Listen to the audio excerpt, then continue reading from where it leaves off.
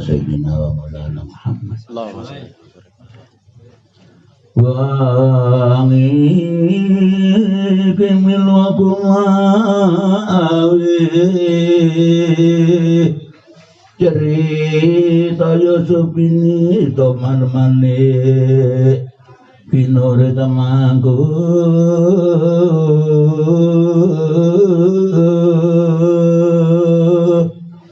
cerita amawita tembyang kan smarandana langkung brangtaning wong rungu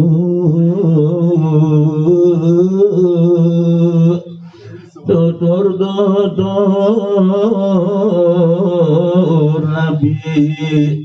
Yusuf iko luwe adil yang pribadi saking cerita liyane roko samping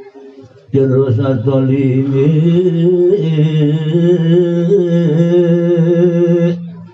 wonten wong kafir ing makang samping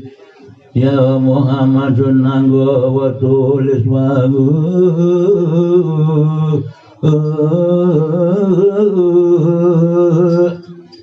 jalan adika